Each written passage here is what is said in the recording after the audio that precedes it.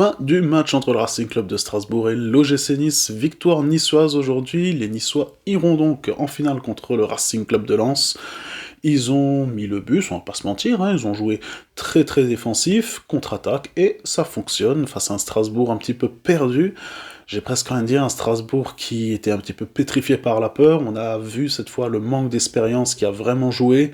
Des joueurs qui avaient peut-être trop la tête dans cette finale en se disant que ils doivent absolument réussir leur passe, réussir leur appel, réussir leur dribble. Et au final, ça a donné complètement l'effet inverse avec des joueurs strasbourgeois qui n'étaient vraiment pas bons techniquement.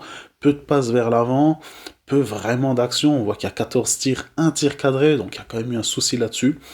À l'inverse, un Nice qui a été très positif au niveau de la défense, qui savait clairement ce qu'ils allaient faire. Comme quoi, des fois, la défense et le jeu qu'on appelle en bus, ça fonctionne.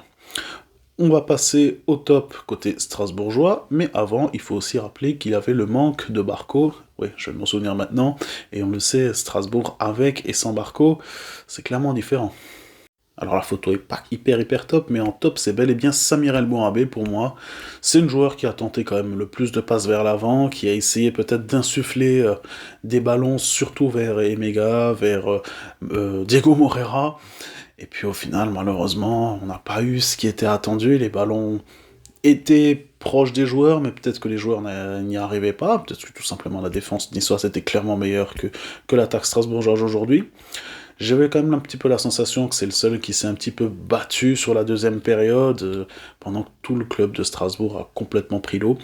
Ce qui est assez étonnant, c'est que je m'attendais plus à voir des joueurs comme Ben Chilwell, comme même Emmanuel Emega, Omumba Mindele aussi, Ismaël Doucouré, qu'on va parler juste après, avoir ce supplément d'âme, cette expérience qu'ils ont pu acquérir au fil des années, des saisons avec Strasbourg, et malheureusement ça n'a pas été le cas. En petite post-prod, désolé, petite erreur, je remarque là maintenant, c'est Emmanuel Emega, donc je vais parler après, pas Ismaël Decouré. Mes excuses. Et donc logiquement, en flop, c'est Emmanuel Emega. J'ai presque envie de dire qu'il a réussi le Fofana Challenge, c'est-à-dire d'être complètement absent pendant toute la durée où il était sur le terrain. Et c'est dommage parce qu'on s'attendait quand même à voir un Emega beaucoup plus revanchard, avec une bonne mentalité, prêt à galvaniser ses troupes, et au final on avait un Emega vraiment esselé, complètement mis de côté, presque perdu sur le terrain, quoi. C'était assez impressionnant. Et ça me pose peut-être des questions. Est-ce que Emega est encore blessé? Est-ce que Emega a la tête à Chelsea? Est-ce que tout simplement Emega a été à son niveau, il a été mauvais aujourd'hui, comme ça peut arriver dans n'importe quel match pour n'importe quel joueur? Bon, c'est des questions qu'il faudra peut-être lui poser. On verra ce que ça va donner lors du prochain match. En top, il n'y a pas de surprise, ça sera clairement Eli Wahi, double buteur aujourd'hui, encore une fois très bon tout seul en attaque du côté niçois, il a réussi à faire les bons appels au bon moment, sa vitesse toujours présente, très bon dans le face-à-face, face à Penders, et encore une fois un super penalty bien tiré avec de la force, de la puissance, au bon endroit. Bon, je pense quand même dire un match parfait dans ce genre de conditions, bravo à lui, ça fait du bien quand même de le revoir se relancer. Du côté de Nice, il a fait beaucoup de clubs, il était parti donc de Montpellier à Lens, il était ensuite après parti à Marseille, il est ensuite après parti donc à Francfort, et là il est arrivé à Nice en prêt. C'est dommage, on le rappelle que c'était un joueur qui était prévu pour venir à Strasbourg, il avait totalement dit non, parce qu'il ne voulait pas faire cette saison en plus à Strasbourg, alors qu'il aurait pu être actuellement l'attaquant numéro 1 de Chelsea. Peut-être que ça aurait changé certaines choses du côté de Chelsea, qui sait. En tout cas, il est en train de se relancer, il a fait un super match aujourd'hui, et bravo à lui. Et on arrive du côté du flop, du côté de l'OGC Nice, Djoumaba, parce que c'est normal. C'est plus... Alors bon, son match a été pas non plus extrêmement bon, mais c'est surtout plus par rapport à ce qui s'est passé lors du début de la deuxième période, avec apparemment ce tirage de maillot d'Emega d'abord sur lui, le Texier décide qu'il y a faute d'Emega sur Djoumaba, ça a été même regardé, checké à la VAR. Ça me paraît quand même assez bizarre quand on voit ce qui s'est passé. J'ai plus la sensation de voir un Djoumaba qui retient Emega, Emega qui est allé avoir le ballon, qui était donc en position d'avoir une action de but.